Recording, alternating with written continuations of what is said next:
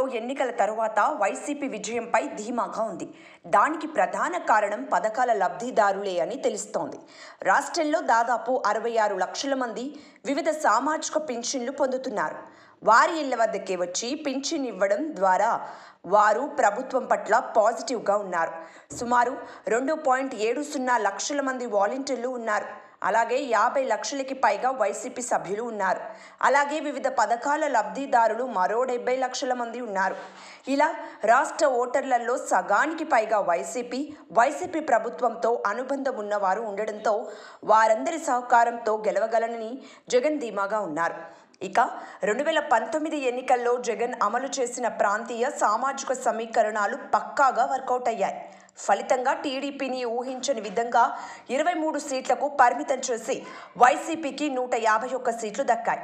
ఇప్పుడు కూడా జగన్ సామాజిక లెక్కలు పక్కాగా పాటించారు.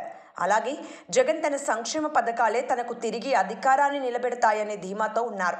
అలాగే ఎన్నికల ముందు ఉద్యోగుల సమస్యలను కొలిక్కి తెచ్చి తిరిగి వారిని తమ వైపు తిప్పుకోవడంలోనూ జగన్ సక్సెస్ అయ్యారు. ఇదే సమయంలో మహిళా ఓటు బ్యాంకు సుస్థిరం చేసుకున్నారు. ఇప్పటికే అన్ని పథకాలు మహిళల పేరుతో అమలు చేస్తున్నారు. లక్షల సంఖ్యలో ఇళ్ల స్థలాలు అందించడం ద్వారా ఓటు బ్యాంక్ పక్కకు పోకుండా వేగంగా నిర్ణయాలు తీసుకున్నారు.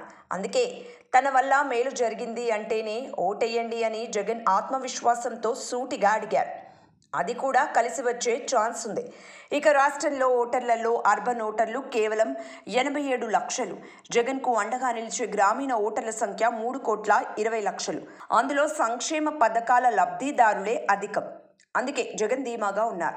ఇక కులాల ప్రతిపాదికగా చూస్తే ఎస్సీలు 35,46,748, ఎస్టీలు 25,85,726, ముస్లింలు 23,84,449, బీసీల్లో యాదవులు 25 లక్షలు, మత్స్యకారులు 15,74,868, గౌడ్లు 19,78,866, రజకర్లు నాయి బ్రాహ్మణులు 8,41,400, 4,15,520, బ్రాహ్మణులు 7,04,165, క్రైస్తవులు 3,15,320.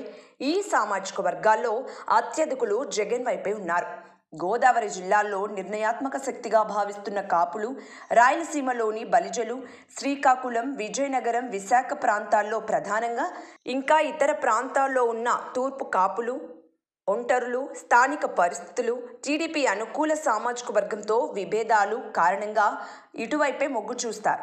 ఇక రెడ్డి వర్గంలోని 26,748 మందిలో అధికులు జగన్ వైపే ఉండగా, కమ్మ వర్గంలోని 26,46,748 మందిలో అత్యధికులు చంద్రబాబు వైపే ఉన్నారు. ఇతర బీసీలు 13 లక్షల పైచిలుకు ఉన్న వైశ్యులు ఆయా ప్రాంతాల పార్టీ అభ్యర్థుల ప్రతిపాదికన రెండు వైపులా చీలుతారు. మొత్తంగా బీసీ, ఎస్సీ, ఎస్టీ, ముస్లింలలో అధిక శాతం వైసీపీ వైపే ఉన్నారు. గెలుపును నిర్ణయించే మహిళలు జగన్ వైపే ఉన్నారని జగన్ నమ్ముతున్నారు. అటు సామాజిక లెక్కలు, సంక్షేమ పథకాలు, ఇతర ఈక్వేషన్స్ కలిసి మరోసారి భారీ విజయం ఖాయమని జగన్ అంటున్నారు. మరి ఆ నమ్మకం ఏ మేరకు నిజమవుతుంది అనేది జూన్ 4న తేలనుంది. సబ్స్క్రైబ్ చేయండి. Please do subscribe to. Please like, share and subscribe to Top Telugu TV. Top Telugu TV.